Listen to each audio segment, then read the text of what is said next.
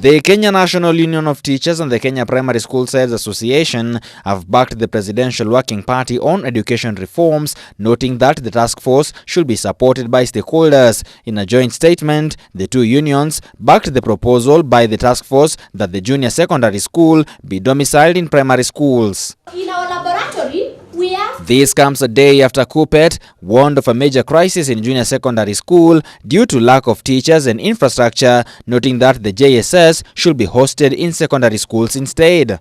And we want to say as Kenya National Union of Teachers, we support the Presidential Working Party and their views. You know too well, much as I do, that the Presidential Working Party has not concluded their work. Can we give them time with the necessary support?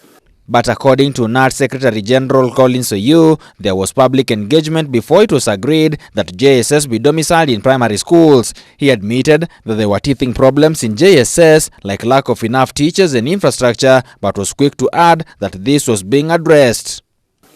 The issue of domiciling junior secondary in secondary schools, I think that is a bit backward because we are already up there and schools are going on.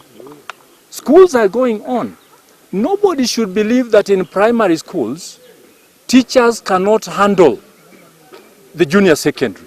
Without mentioning names, Oyu lashed out at those calling for the disbandment of the task force and opposed the location of JSS, accusing them of playing to the gallery and being dishonest. He said that all stakeholders were given a chance to air their views on CBC and JSS, adding that those opposed to the proposals had hidden agendas.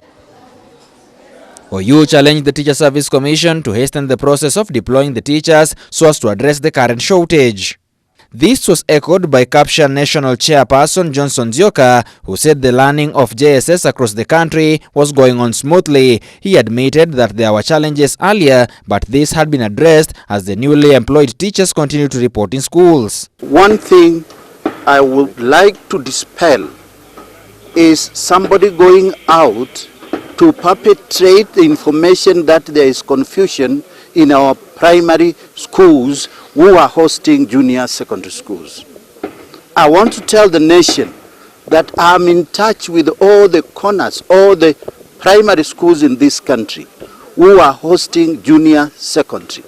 And learning has taken off. Not only taking off, learning is taking place normally in the junior secondary schools domiciled in the primary. Zioka noted that the only challenge currently facing the students was lack of enough textbooks, with the crisis set to be resolved by the end of next week. On his part, Patrick Aringa, the chairman of NAT, said they were working with other stakeholders to address challenges facing the education sector.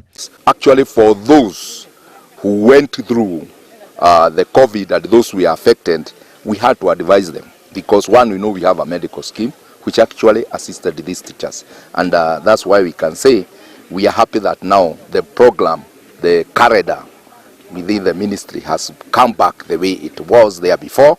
Samson Jura for Ebro News.